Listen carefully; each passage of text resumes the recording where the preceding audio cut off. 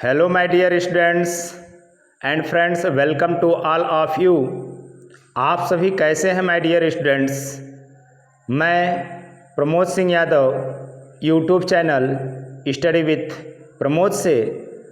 My dear students, मैं आज एक बहुत ही महत्वपूर्ण टॉपिक के बारे में आप लोगों से बात करूंगा, जो कि सभी प्रकार के कॉम्पिटिटिव एग्ज़ाम्स में इनसे प्रश्न पूछे जाते हैं।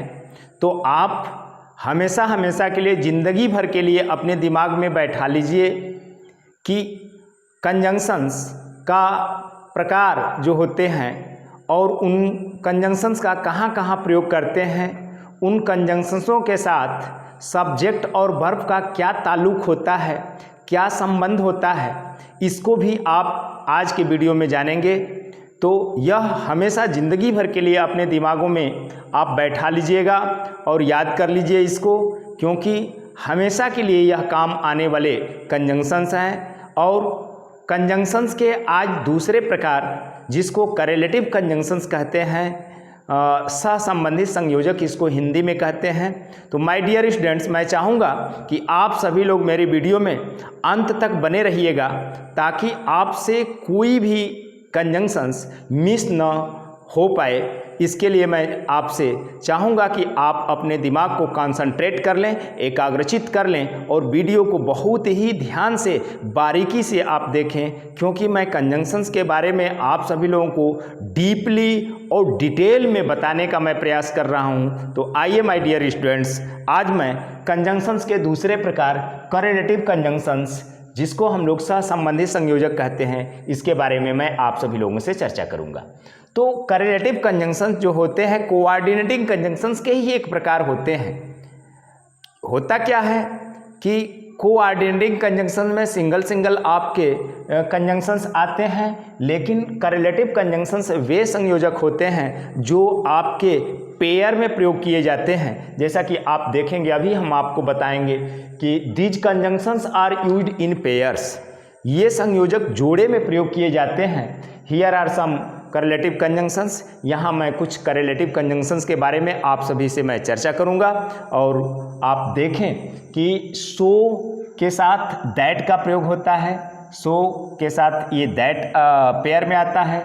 नो सूनर के साथ दैन आता है, सो के साथ एज, एज के साथ एज के बाद सो, और हार्डली और स्केर्सली के बाद व्हेन का प्रयोग किया जाता है। आइदर आर और नाइदर नार के साथ उसी तरह से देख रहे हैं कि आइदर आर के साथ आर का प्रयोग, नाइदर के साथ नार का प्रयोग होता है, बोथ के साथ एंड का प्रयोग होता है, नॉट ओनली के साथ बट आल्सो का प्रयोग होता है, और दो या आल दो के बाद एट का प्रयोग होता है। तो अब तो आपके दिमाग में बैठ ही गया होगा कि करेलेटिव कंजंक्शंस क्या होते हैं। Correlative conjunctions are used in pairs, यानी करेलेटिव कंजंक्शंस वे कंजंक्शंस होते हैं जो जोड़े में प्रयोग किए जाते हैं। लेकिन इन सब के हिंदी अर्थ को आपको जानना होगा, और यह भी जानना होगा कि वाक्य में यह किस रूप में प्रयोग किया जाता है, कैसे प्रयोग किया जाता है। आज मैं आपको यह समझाने का मैं प्रयास करूँगा। तो माय डियर स्टूडेंट्स, आप एग्जाम्पल देखेंगे और एग्जाम्पल को समझने का प्रयास करेंगे, और इस तरह से कंजंक्शंस के बारे में आपको बहुत काफ़ी जानकारी आज आपको मिलने वाली है। जैसे पहला, मैं सभी पर एक एक एग्जाम्पल सभी पर मैं लूँगा और सभी को मैं बारीकी से आपको बताने का मैं प्रयास करूँगा। तो आइए पहला एग्जाम्पल में लेते हैं। I ran so fast that I fell down upon the road. I ran so fast, मैं इतना तेज दौड़ा, दैट कि I fell down upon the road, कि मैं सड़क पर गिर गया। तो सो और ये दैट का प्रयोग हो रहा है, जो पहला आपका है सो दैट।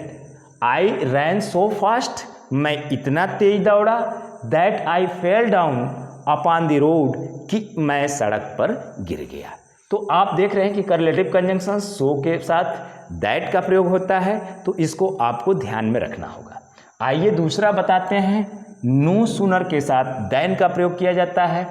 नो सूनर का मतलब होता है जैसे ही, और नो सूनर के साथ दैन का प्रयोग किया जाता है। No sooner did the bell ring, जैसे ही घंटी बजी, then all the boys entered their classes, सभी लड़के अपनी अपनी कक्षाओं में प्रवेश कर गए।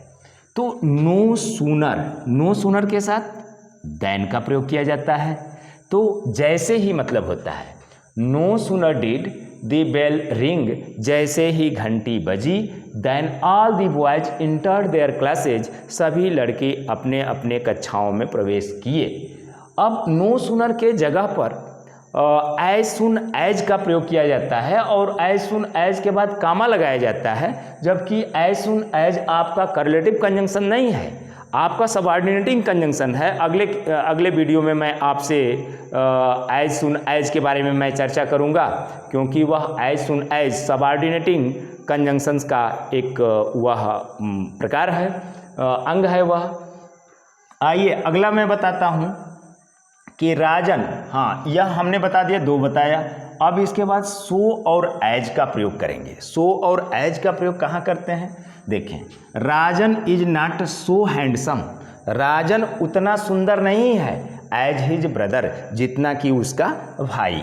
राजन उतना सुंदर नहीं है जितना कि उसका भाई। तो सो के साथ एज कंजंक्शंस का प्रयोग किया जाता है, ये पेयर में है। अगला एज और एज का प्रयोग कहाँ करते हैं। My book is as good as yours, मेरी किताब या मेरी पुस्तक उतनी ही अच्छी है जितना कि तुम्हारी। और आप देख रहे हैं कि एज और एज का प्रयोग यहाँ पर हुआ है। तो मेरी पुस्तक उतना ही अच्छी है जितना कि तुम्हारी। My book is as good as yours. तो आपने देखा एज और एज का, और एज और सो का अगले वाले एग्जाम्पल में आपको मैं बताऊं कि एज यू सो, जैसा तुम बोओगे, सो शैल यू रीप, वैसा ही तुम काटोगे। तो आप देख रहे हैं कि एज के साथ सो का प्रयोग हुआ है, तो यह भी आपका हो गया। आइए हार्डली और स्केर्सली पर आपको एग्जाम्पल मैं बताऊं, और हार्डली और स्केर्सली के बाद व्हेन का प्रयोग किया जाता है, कामा का प्रयोग नहीं किया जाता है। एग्जाम्पल नंबर 6 है कि we had hardly reach the school, we had hardly reach the school, हम मुश्किल से स्कूल पहुँचे थे। व्हेन द बेल रैंग, की घंटी बज गई। हम मुश्किल से स्कूल पहुँचे थे कि घंटी बज गई। हार्डली के बाद व्हेन का प्रयोग किया जाता है। हार्डली और स्केर्सली दोनों एक ही हैं, आपके हार्डली और स्केर्सली के बाद व्हेन का प्रयोग किया जाता है। तो आपने देखा हार्डली और स्केर्सली, ये आपका हुआ। इसके बाद example number 7, either Ravi or his friends have made this mistake, या तो रवि या उसके मित्र हैव मेड दिस मिस्टेक, इस गलती को किए हैं। ये आइदर के साथ आर कंजंक्शन का प्रयोग किया जाता है, ये जोड़े में प्रयोग किए जाते हैं। या तो रवि या उसके मित्र हैव मेड दिस मिस्टेक, इस गलती को किए हैं। तो आपने देखा आइदर के साथ आर का प्रयोग हुआ। आइए नाइदर के साथ हम बताते हैं। Neither he nor his brothers were present at home yesterday, न तो वह और न ही उसके भाई, न तो वह और न ही उसके भाई घर पर कल उपस्थित थे। तो नाइदर के साथ ये नार का प्रयोग किया जाता है। आइए अगला मैं बताऊं आपको, नाइदर नार आपने सीख लिया। इसके बाद बोथ एंड का प्रयोग, बोथ के साथ एंड का प्रयोग करते हैं। बोथ एंड का प्रयोग आपको ये कोऑर्डिनेटिंग कंजंक्शंस में भी मैं बता चुका हूँ। अब आए देखें, Ramesh was both intelligent and diligent, Ramesh बुद्धिमान और परिश्रमी दोनों था। रमेश बुद्धिमान और परिश्रमी दोनों था। तो बोथ एंड का प्रयोग किया जाता है, बोथ के साथ एंड का प्रयोग किया जाता है। आइए बोथ एंड का प्रयोग जानने के बाद आपको बताएं, नॉट ओनली बट आल्सो का प्रयोग। Meera was not only punished but also fined, Meera को न केवल दंडित किया गया बल्कि उस पर जुर्माना भी कर दिया गया। तो नॉट ओनली के साथ बट आल्सो का प्रयोग किया जाता है। तो इस कंजंक्शंस को आपको याद रखना पड़ेगा। आइए अगला मैं ये बताऊं कि दो के बाद एट का प्रयोग होता है या आल दो के बाद एट का। दो या आल दो दोनों एक ही बात होती है। तो दो ही वर्कड हार्ड, जबकि वह कठिन परिश्रम किया, येट ही फेल्ड, फिर भी वह फेल हो गया। जबकि वह कठिन परिश्रम किया फिर भी वह फेल हो गया। तो दो के बाद एट कंजंक्शंस का प्रयोग किया जाता है, या आल्दो के बाद येट का प्रयोग किया जाता है। कभी कभी ये आल्दो या दो के बाद केवल कामा ही लगाया जाता है, एट का प्रयोग नहीं किया जाता है। तो माय डियर स्टूडेंट्स, आपने यह सब देखा कि करेलेटिव कंजंक्शंस ये हैं। अब हम आपको करेलेटिव कंजंक्शंस के बारे में कुछ याद रखने योग्य तथ्य मैं बताऊं, और जो कि हमेशा आपको कॉम्पिटिटिव एग्जाम में हमेशा काम देंगे, और आप हमेशा अपने दिमाग को दौड़ाते रहेंगे कि कहाँ पर क्या किसका प्रयोग करें, कैसे करें, इसको आपको दिमाग में रखना पड़ेगा। और नो सूनर के पश्चात हम आपको बताएं, नो सूनर के बाद देन का प्रयोग किया जाता है। नो सूनर के बाद हमेशा देन का प्रयोग किया जाता है। आप इस बात को ध्यान में रखेंगे। क्यों? क्योंकि सूनर, सून की कंपैरेटिव डिग्री है। सूनर आपका सून की कंपैरेटिव डिग्री है, इसलिए आप सभी जानते हैं कि कंपैरेटिव डिग्री में देन का प्रयोग किया जाता है। और एज सून एज के पश्चात जब यहाँ पर एज सून एज का प्रयोग करेंगे तो वहाँ पर देन का प्रयोग नहीं करेंगे, जो कि आपका ये सबऑर्डिनेटिंग कंजंक्शंस के अंतर्गत आता है।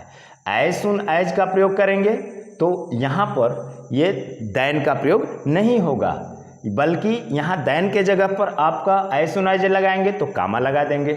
और यहाँ डिड जब लग जाता है तो यहाँ वर्ब फर्स्ट फॉर्म में होती है। इसी को अगर एज सून एज के रूप में लिखा जाए तो as soon as the bell rang हो जाएगा, और यहाँ कामा हो जाएगा, all the boys entered their classes आपका हो जाएगा। आइए आगे मैं बताऊं, स्केर्सली तथा हार्डली के साथ, स्केर्सली तथा हार्डली के साथ हमेशा व्हेन का प्रयोग किया जाता है। इसको आपको याद रखना होगा माय डियर स्टूडेंट्स। स्केर्सली और हार्डली के साथ कामा नहीं, दैट नहीं, या और कुछ नहीं, बल्कि स्केर्सली और हार्डली के साथ व्हेन का प्रयोग आप करेंगे। और एज का प्रयोग हम आपको बताएं, यह जो एज ये और एज है, इसका प्रयोग हमेशा अफर्मेटिव यानी पॉजिटिव सेंटेंस में, अर्थात सकारात्मक वाक्यों में ही किया जाता है।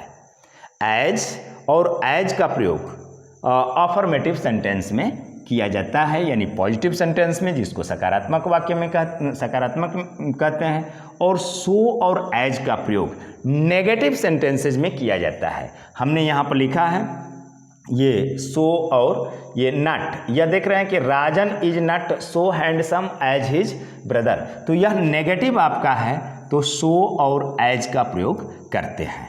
इस चीज़ को भी आपको ध्यान में रखना पड़ेगा। एक चीज़ और आपको ध्यान रखना पड़ेगा कि आइदर के साथ आर का प्रयोग करते हैं और नाइदर के साथ नार का प्रयोग करते हैं। आइदर आर यह आपका अफर्मेटिव होता है, जो पॉजिटिव सेंटेंस में प्रयोग किए, पॉजिटिव सेंटेंस होता है तब प्रयोग किया जाता है। नेगेटिव सेंटेंसेज के लिए नाइदर नार का प्रयोग किया जाता है।